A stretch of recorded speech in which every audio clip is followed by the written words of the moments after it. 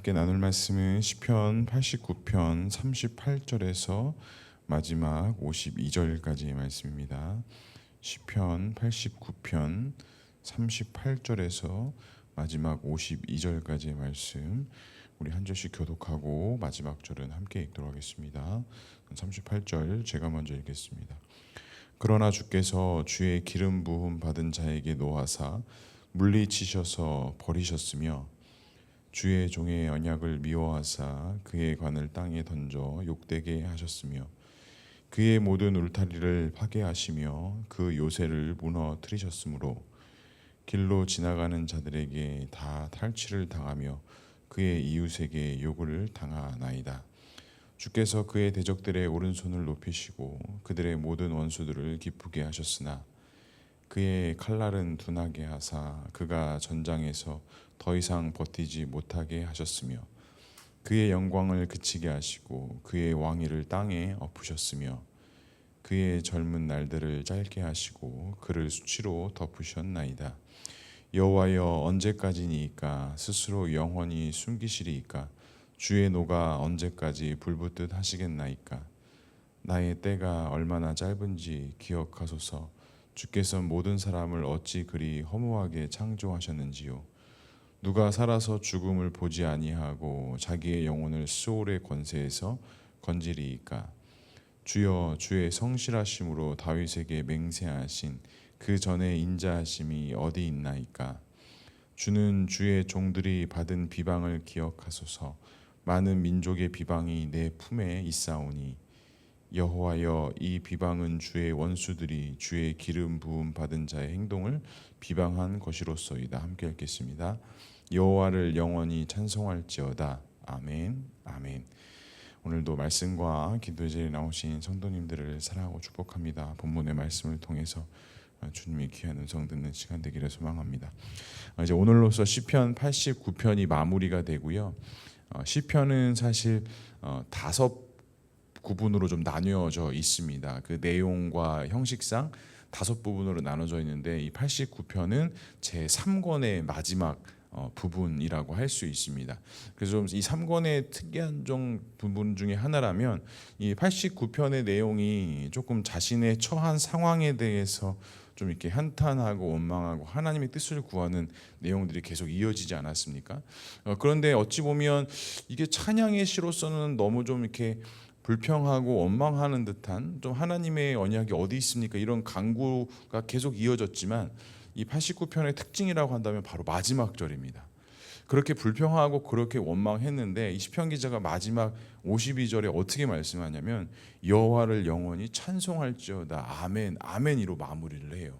그러니까 내용상으로는 자신의 마음에 있는 어떤 고통과 아픔을 막 토론하지만 그 마지막은 뭐라고 이야기하는 거예요? 하나님께 모든 것이 다 있습니다. 내가 믿습니다. 내가 믿습니다.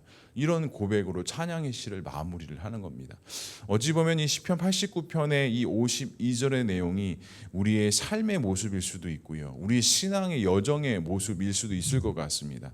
하나님의 언약을 우리가 분명히 알고 있고 그 약속에 따라 믿음으로 살아가지만 우리가 실제적으로 경험하고 맞닥뜨리는 세상을 보게 되면 마치 그 하나님의 약속과 언약은 약화되어져 있는 것 같고 하나님은 일하시지 아니하는 것 같고 하나님의 영광은 없는 것 같고 오히려 적들은 더 강해지고 오히려 그들의 영광은 더 높아지는 것처럼 오늘 시편 기자의 고백처럼 어찌 보면 우리의 삶과 우리의 모습 속에서도 이러한 삶의 모습들, 삶의 여정들이 있다라고 할 수 있습니다. 그런데 오늘 시편 기자가 마무리를 이렇게 해주면서 주님께서 우리에게 말씀하시는 것은 무엇일까요? 다른 것이 아닙니다. 이 모든 것이 하나님을 찬양하고 예배하는 고백이 되어져야 된다라는 거예요.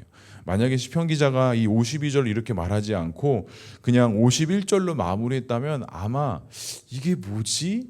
이렇게 끝난다고? 그냥 자신의 한탄만 하고 자신의 어떤 마음의 분함만 얘기하고 이렇게 끝난다고? 이렇게 마무리가 될 수 있었는데 52절의 그 짧은 몇 글자를 통해서 앞선 기록되어져 있던 모든 말씀들과 모든 그 아픔들과 슬픔들이 하나님 앞에 올려드려지는 고백이고 찬양인 것을 분명히 52절 한 구절을 통해서 정리하고 있는 것 같습니다. 그래서 여호와를 영원히 찬송할 것이다.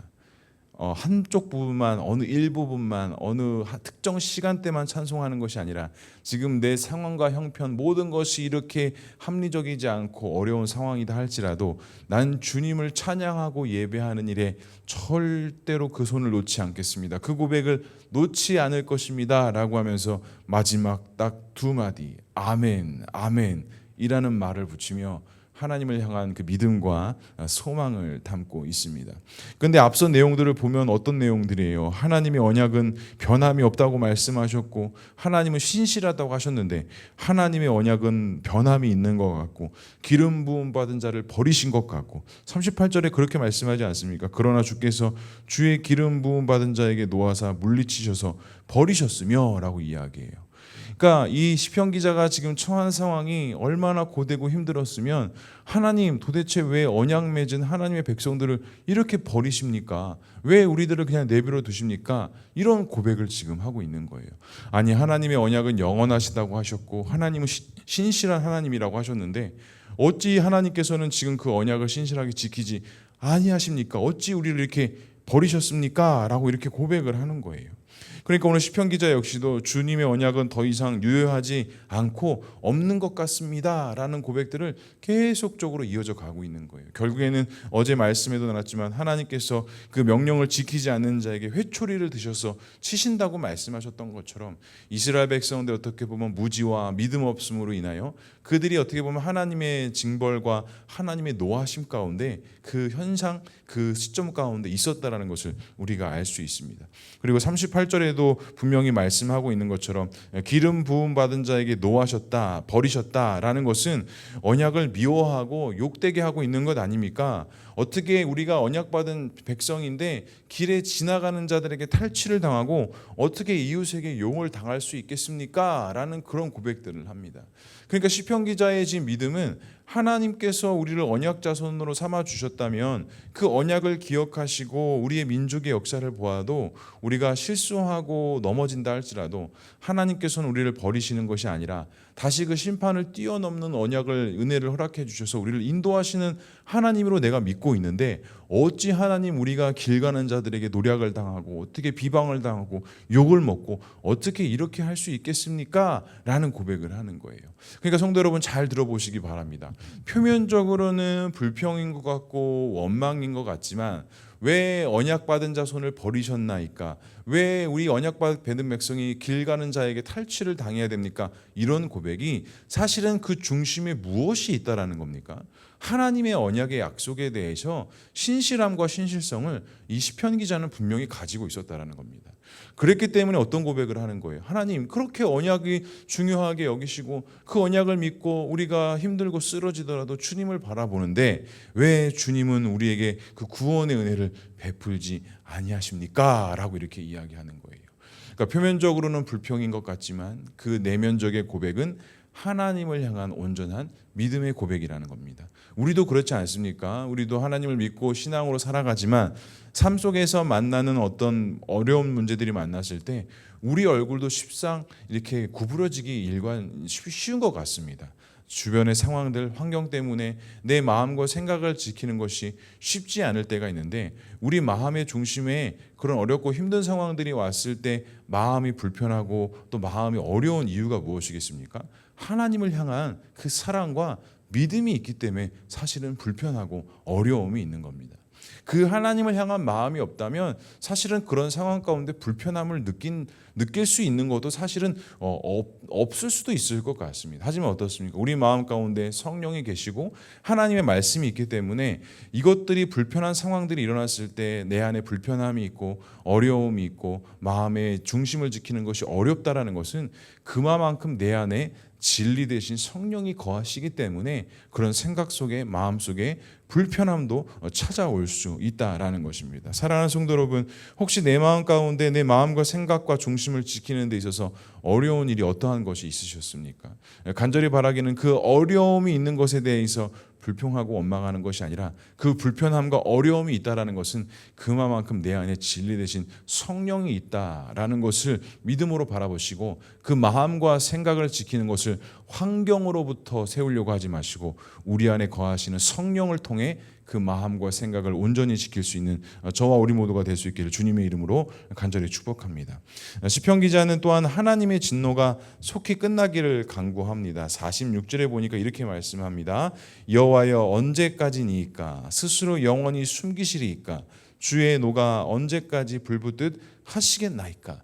이건 역시도 마찬가지입니다. 하나님의 진노가 계속 진행적인 것 같고 하나님의 진노를 언제까지 하겠습니까? 라고 이렇게 표현하고 있지만 이 시편 기자는 분명히 알고 있는 것은 이 하나님의 진노와 심판 다음에는 그 심판을 넘는 하나님의 반드시 은혜와 축복이 있다는 것을 알고 있기 때문에 오늘 시편 기자가 고백하는 건 하나님의 심판이 언제까지 있겠습니까? 하나님의 노하심이 언제까지 있겠습니까? 라고 기억하며 하나님을 향한 온전한 믿음의 고백을 올려드리고 있습니다. 그리고 이어지는 47절에도 나의 때가 얼마나 짧은지 기억하소서 주께서 모든 사람을 어찌 그리 허무하게 창조하셨는지요? 라고 이렇게 이야기합니다. 이건 역시도 불평과 원망으로 고백되어지는 것 같지만 그 하나님의 섭리, 하나님의 인도하심, 하나님의 절대 주권을 인정하며 받아들이고 있었기 때문에 이런 고백도, 이런 불평도, 이런 원망도 사실은 할 수 있었다라는 것입니다. 저도 보면 환경과 상황 때문에 기도하면서 제가 자주 말씀드렸죠. 하나님 이게 최선이십니까? 하나님 이게 정말 하나님의 뜻이 맞습니까? 이런 기도 정말 많이 한다고 했는데 사실 그런 기도를 할 수 있었던 원동력은 무엇입니까?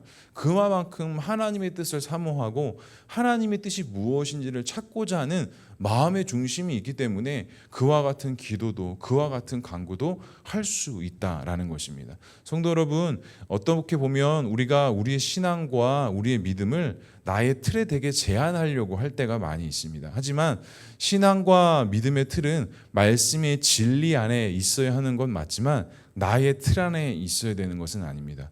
우리 하나님이 어떤 틀 안에 갇혀 계신 분인다라고 한다면 세상을 천지 만물을 이렇게 섭리하실 수는 없을 것 같습니다. 되게 로봇처럼, 되게 기계처럼 딱딱딱 어찌 보면 율법주의처럼 움직이는 것이 그 우리 안에 가다두는 신앙일 수 있는데 하나님은 절대로 그러신 하나님이 아니시라는 것.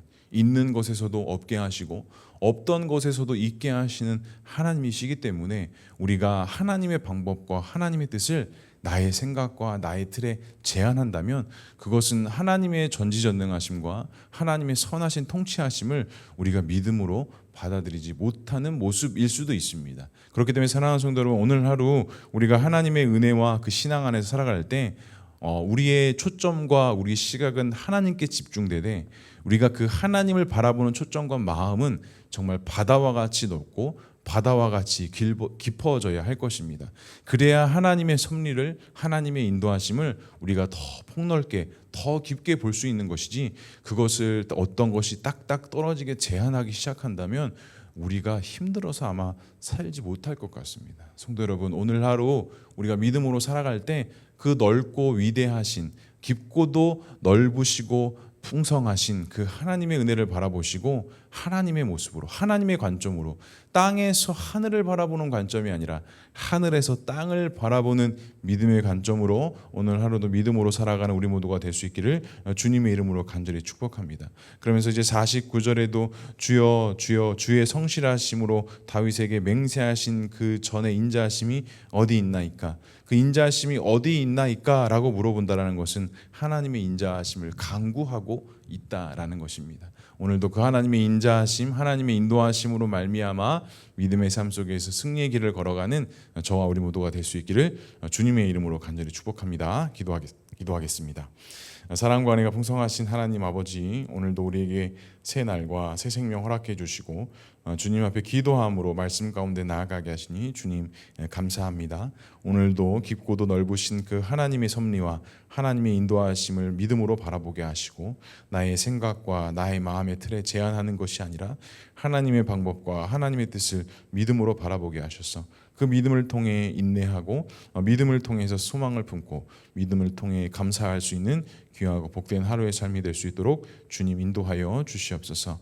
또한 이 시간 가지고 나온 기도의 제목 주님 앞에 기도하며 간구할 때 주님께서 들어 응답하시되 그것 가운데 하나님의 깊으신 뜻을 발견하게 하시고 하나님의 살아계심과 하나님의 역사하심을 그 기도의 제목을 통하여 다시 한번 경험하고 체험하며 나아가는 귀한 기도의 시간, 기도의 제목 될 수 있도록 주님 인도하여 주시옵소서. 우리 나라와 우리 교회 또 우리 공동체 우리 성도들을 한 명 한 명 주님 붙잡아 주시고 이 믿음과 소망으로 살아갈 때에 하나님의 높으심과 위대하심을 찬양하며 나아가는 우리 귀한 성도들 또 우리 귀한 공동체 교회 될 수 있도록 주님 역사하여 주시옵소서. 하나님께서 함께 하실 것을 믿사오며 이 모든 말씀 예수 그리스도의 이름으로 기도합니다.